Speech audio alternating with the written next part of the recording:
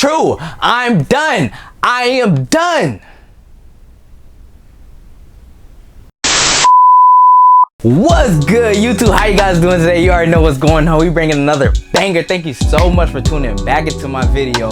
If you're a new subscriber, my name is Jonathan Derinor and I'm here to deliver something different, you feel me? Also, if you're new and you like the content on the channel, go ahead and hit that subscribe button right there. Go ahead, hit it and show your boy some love. So today you're probably wondering, is this video clickbait? Woot woot?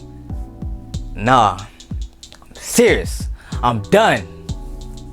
Okay, maybe not done. So let me explain myself of why I said I am no longer buying sneakers in 2019 with an exception.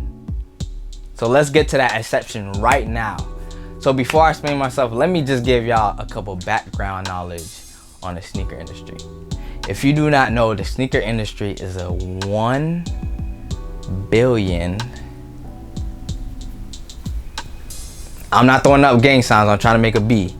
So the sneaker industry is a $1 billion industry. 1 billion. So what does that mean? So if you're investing all your money into the sneaker industry, right? And the sneaker industry isn't giving you money back, you're at a loss. You're not gaining anything but a sneaker that depreciates over time. How people lose $8,000 in seconds. $8,000? I would never lose $8,000. I mean, I don't even got $8,000. Well, it's not as hard as you might think. When you finish school and you enter the real world, you need a car to get to and from work, right?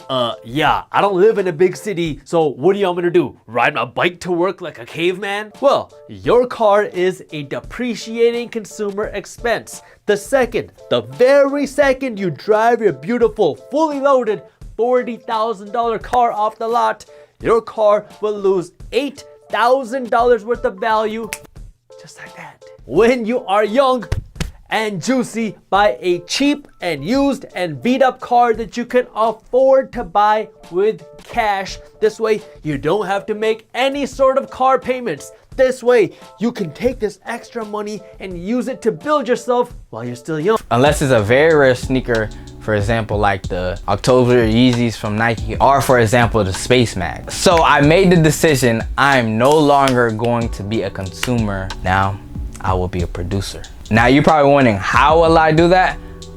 I'll explain to you. But before I explain to you, let me break down a couple terminology to you. First terminology is asset. What is an asset? An asset is something that is valuable to you, that makes you money, that brings in income, that holds a higher value than when you purchased it. To keep it short, an asset is something that will help you. For example, an asset can be a camera. Use that camera to do photography. People pay you for your photography, therefore that camera is an asset because it's bringing you income. On the other hand, we have liabilities. Liabilities are things such as that are something that does not make you income and depreciates as time goes on. A liability, for example, would be your car. You're still paying loans on it, etc., etc. You're probably wondering, what does this even have to do with you not buying sneakers anymore? Well, it has to do a lot. A lot. You feel me? It has to do a lot. So basically, there's two sides of it, a consumer and a producer. I'm no longer buying sneakers with the one exception. Well, two exceptions. Well, three exceptions. So my first exception is I have to really, really, really like that shoe. Like, it has to be amazing, bienito. You feel me? It has to be bienito. If not, I ain't copying it. Second exception, resale purposes. The amount of money you can make reselling sneakers is ridiculous. And keep in mind, it's a $1 billion industry. Third reason is I'm only buying sneakers if I'm going to customize them. Because you know, I am an artist, I have to buy. So those are my three exceptions to why. Instead of spending money on sneakers that I'm not going to use, I'm going to take that money and invest in myself. What do I mean by investing in myself? Buying books, buying new equipment, buying new materials such as paint, brushes, airbrushes, anything like that. So let's just think about this for a quick second. Remember what I said, asset, something that helps, liability, something that doesn't really help. You get what I'm saying? So basically, my whole idea and concept to this new idea is, how can you get a piece of the pie? How can you get a piece of that $1 billion? Because even if you get a fraction of a fraction of a fraction of $1 billion, that's still good money. Instead, investing in a company by buying their sneakers and having no profit, no returns, no income from that sneaker that you bought. Some ways you can get a piece of that cake, that pie, that whatever you want to be that is delicious, that $1 billion. Ways that you can get a piece of that is customizing sneakers, creating your own sneaker brand. If you have the means to, go after it. You feel me? Reselling sneakers, the potential of reselling sneakers is so high. Do not sleep on it. You can easily make a couple $100s if you know what you're doing. Now just don't be going out there buying sneakers and they just sit.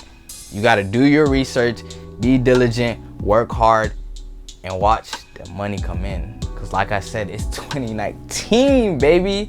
It's 2019. So let's get it. Why shouldn't you be getting a piece of the pie? It's billions of dollars in that industry. Why shouldn't you be getting that piece of the pie? Kanye getting a piece of pie. Drake getting a piece of pie. Drake? Drake? They got bodied by Pusha T?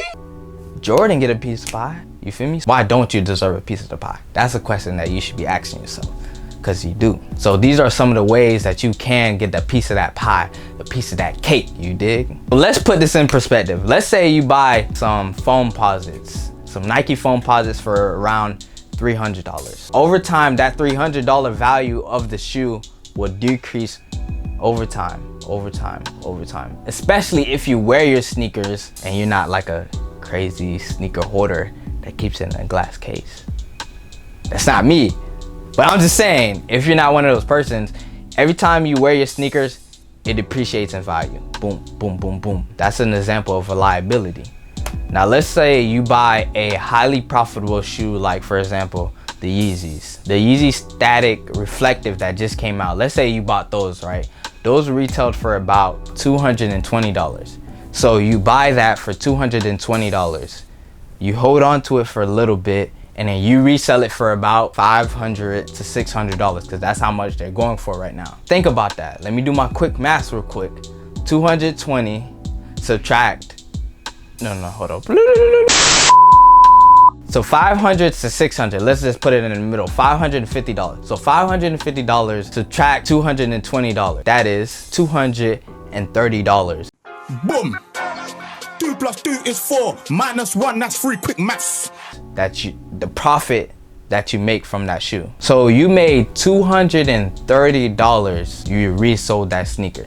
Now you can use that $230 and think about what you can do with $230. You can invest in other sneakers. You can buy materials, paint, etc. That's gonna make you money. You can buy more equipment. You can do so much with that $220. Like I said, asset, a profit of $220. No, my fault. $230 versus a liability where you pay $300 and the price is decreasing.